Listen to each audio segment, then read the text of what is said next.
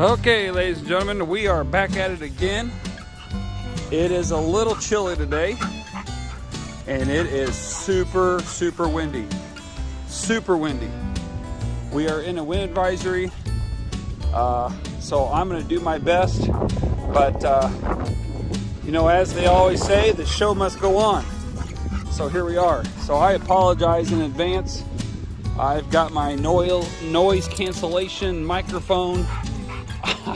I don't know if this is going to work or not, but either way, we're going to try it anyhow, okay? I'm going to try to stand with my microphone facing me and against the wind so that the wind doesn't blow into my microphone.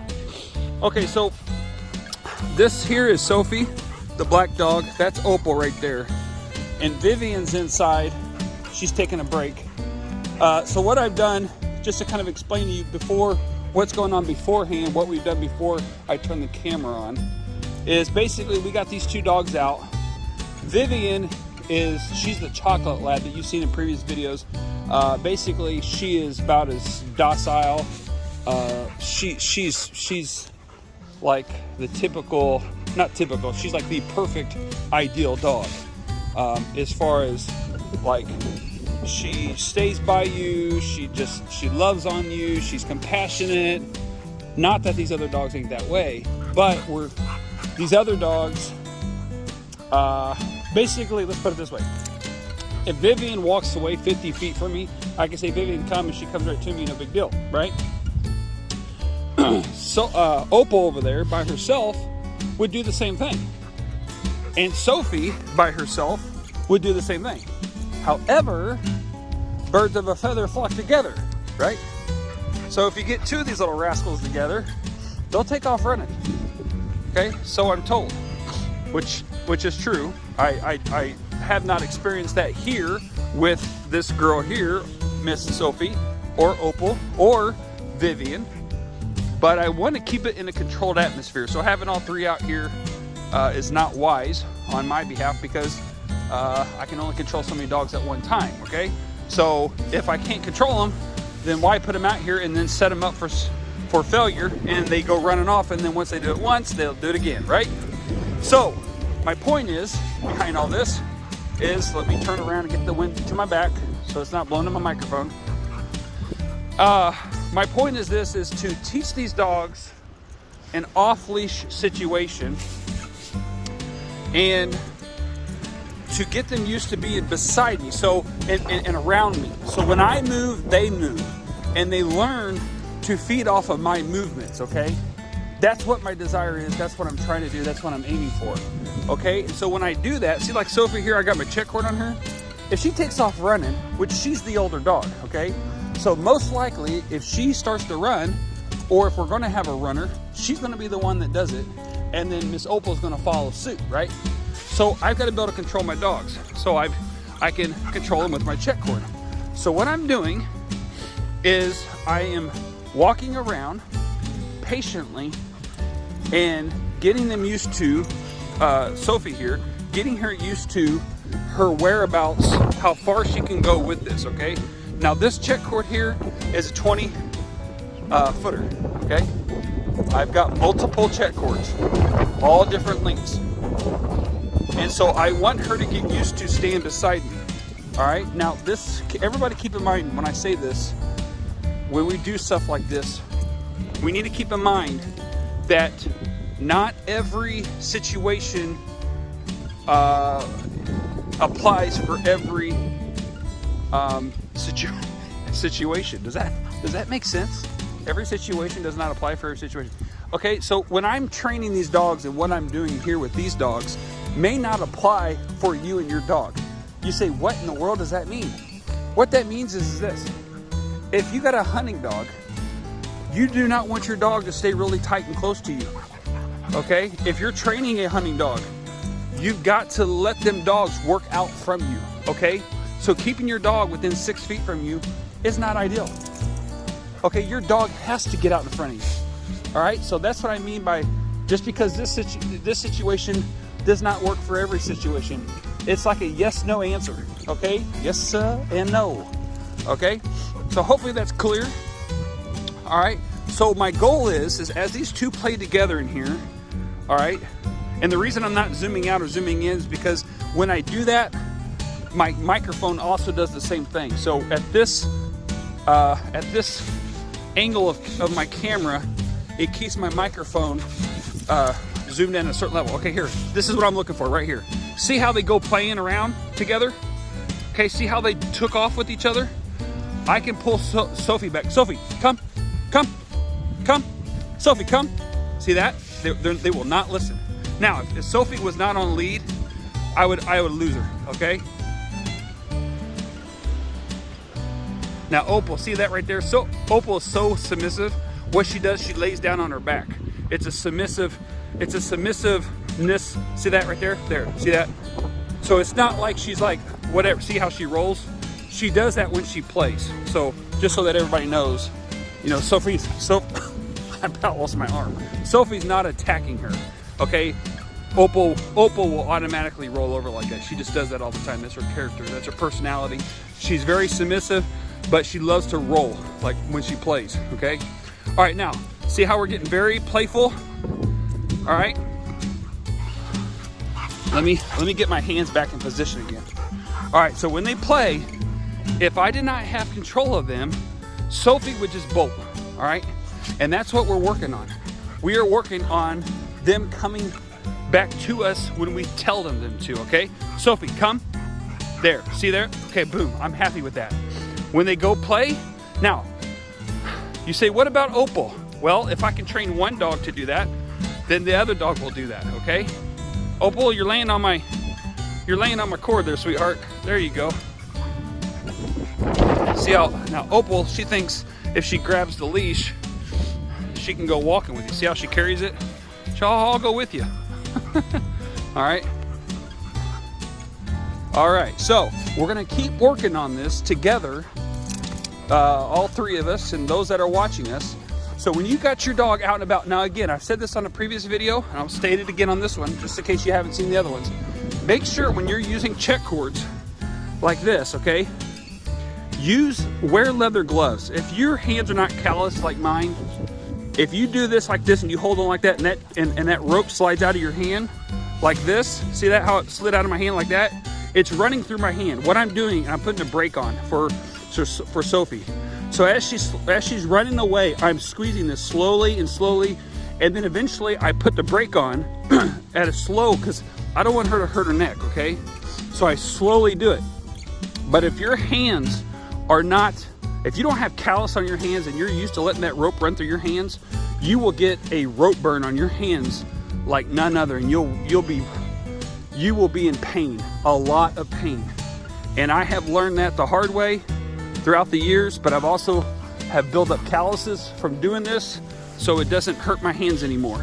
And I've learned how to control it by just letting the rope slide. So what I do is I pull it back like this, okay? You might think, well, what the world are you doing? I'm actually pulling the rope closer to me. See now how it's tighter? Okay, and I keep working it back towards me. Now I got this big loop, okay? So as she takes off and she runs away from me, and they're playing together, okay? Watch how I do this, okay? I'm gonna see if hopefully this thing can work. Now watch, see how they pull? Okay, there's the brake right there. See that brake? Now as she pulls, I can let go like this. Let me back away from her so you can see how this works. See how it slides through my hand? I can apply the brake on and then squeeze. Boom, done. See how they're walking to me, coming to me? All right, so it's just a little bit of a practice. I recommend you using leather gloves, because if you don't, man, you will be hurting. All right, just so that you get used to that. Okay, Sophie, come. Come. There we go. Good. Good girl. Good girl. We got Opal, come. Good girl. Okay, see, we can work two dogs at one time and get them both to come in an off-leash situation, all right? So that's what we're working for. We're working them to listen to our words and to come to us in the time when they're playful.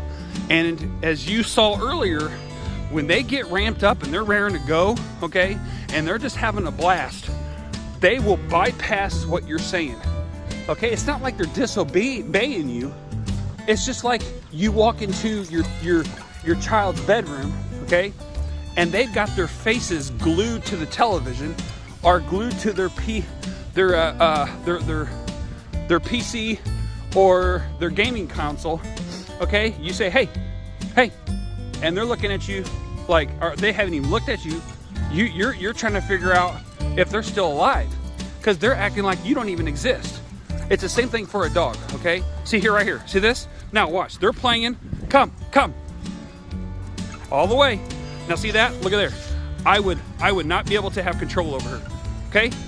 Sophie, come, come, all the way, let's go. Come on, right here. Okay, she's here and she's there. Okay, now what I'm gonna do is, Sophie, I've got to back up my command all the way. There we go, right there, bam. Okay, I'm gonna do it again. Come on, come. There we go. Okay, now, that's good. Opal, what are you doing with my stinking weeds, or my branches? We have a windstorm blowing branches all over the place. Okay, so, Opal, come. Thank you, good girl, thank you. Okay, now we just keep working on that. All right, so now you got a bigger dog here, okay? Understand, when they take off running, look, I got this rope tied to my belt, okay?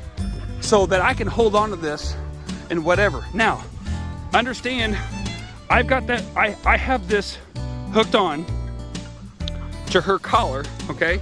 So she's got a prong collar on and a regular collar on, all right?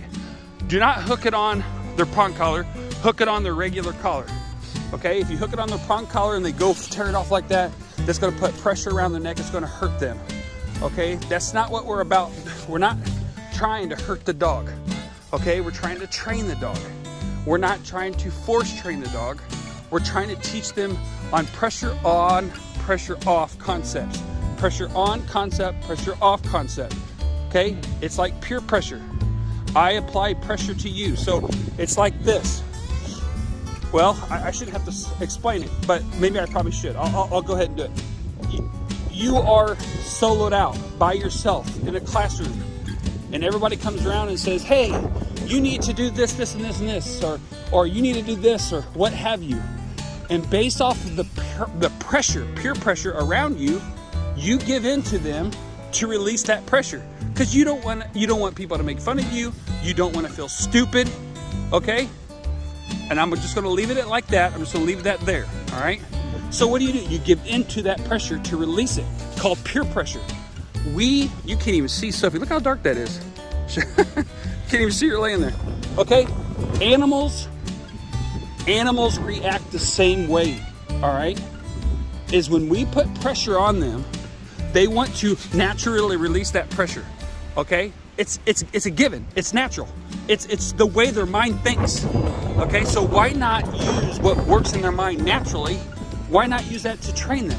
Okay, so when I apply pressure, here we go, come, there it is, and here she is. There she is, okay? She wants to release that pressure naturally. I put the pressure on her to come. That pressure goes around her neck, okay? Now see how she pulled tight on that? All right, I want her to learn that she doesn't go any farther than that, all right? She's out like that. She goes there, she'll feel the pressure around her neck, saying, oh, I've gone too far, and she comes back to me and checks on me. Boom, good girl, touch them, okay? That little touch and that, let me explain it like this. When your dog does something that you want them to do, you don't have to go crazy and act like an idiot when you're praising your dog, or sound like an idiot, okay? For the lack of a better term. You don't have to, let me just state it this way, you don't have to overdo it, all right? It'd be like this. Remember that time you were dating and your boyfriend or girlfriend reached across and touched your hand for the very first time, okay? It gave you butterflies. Or maybe that first time you just remember that first time, okay? The first time you touched hands, the first time you kissed, it may have gave you butterflies, right? That sensation that you received that time is basically, Sophie, is basically what the dogs get when you touch them, okay? See that? That's all you have to do. It's a touch. It's intimate, okay? When you have that relationship with your dogs, they learn to listen to you more because they thrive after that touch or that intimacy, that relationship.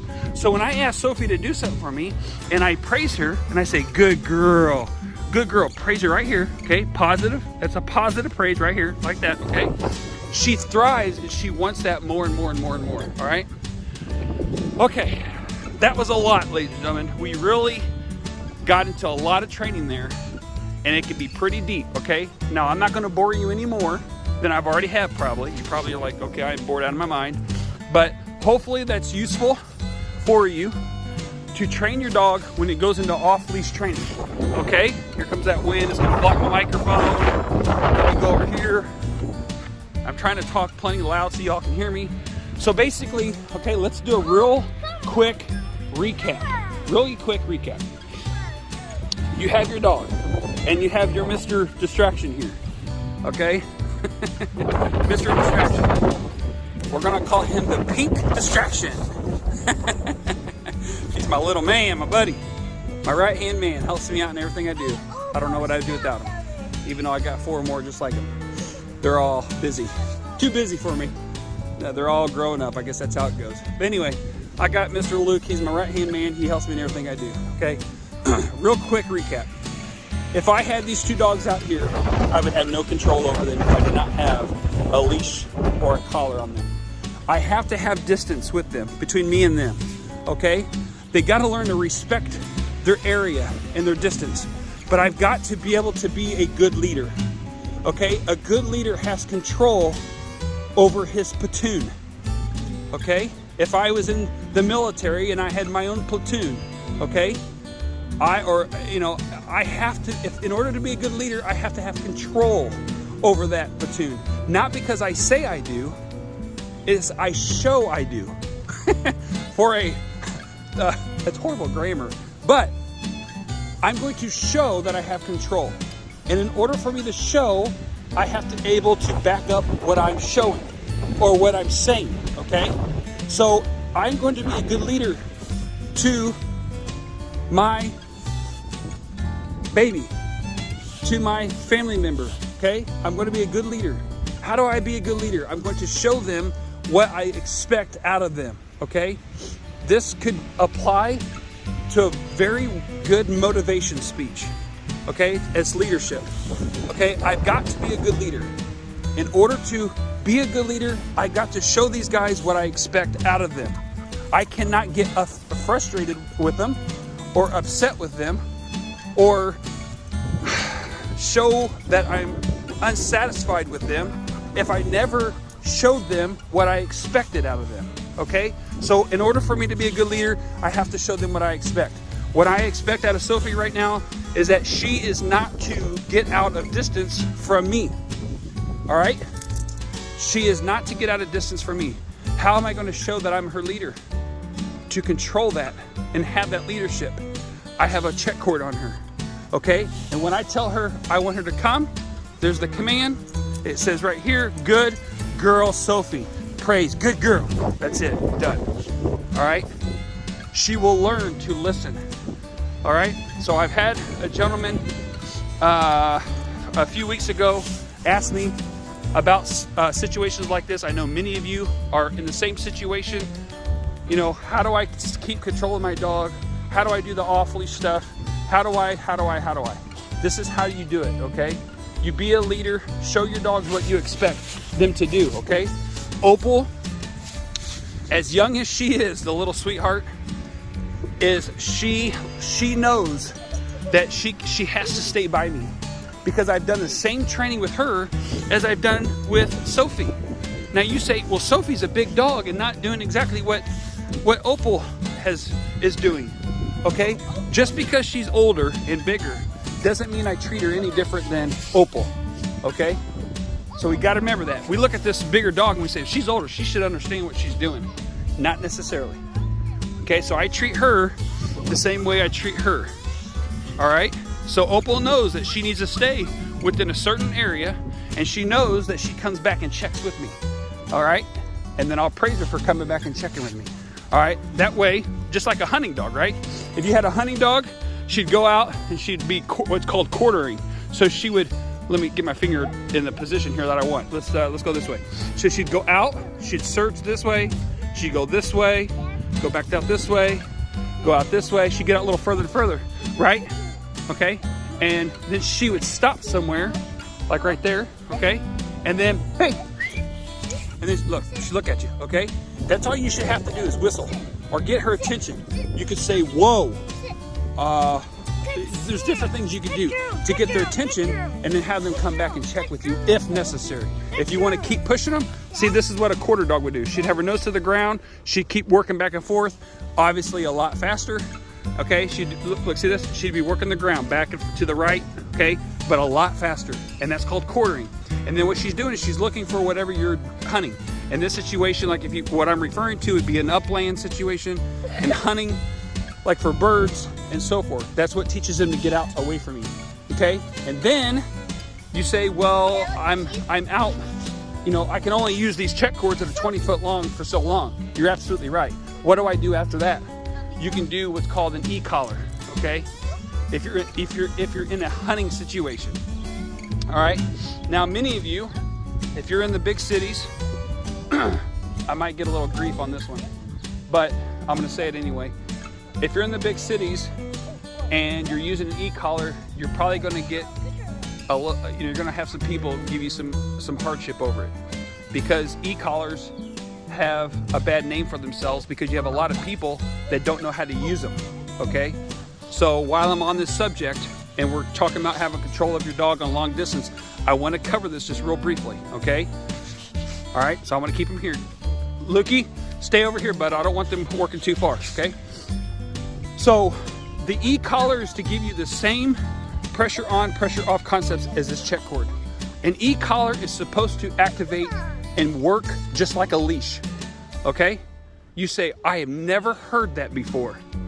It's because there's a lot of people that don't know how to use them, okay? Properly used, you should be able to control your dog with an e-collar 400 yards away, okay? That's 400 yards away. That's 1,200 feet, okay? You say, that is insane.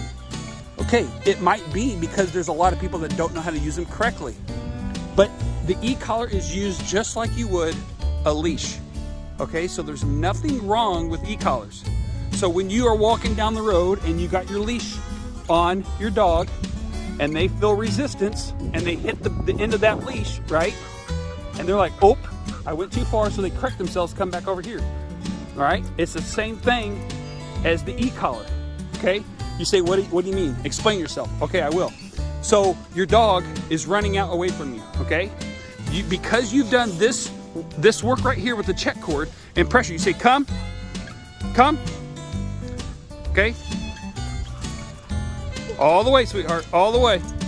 There we go, boom, right there. Now, if I had an e-collar on Sophie, I would say, here's my controller in my hand. Okay, work with me here, visualize this. Here's my controller.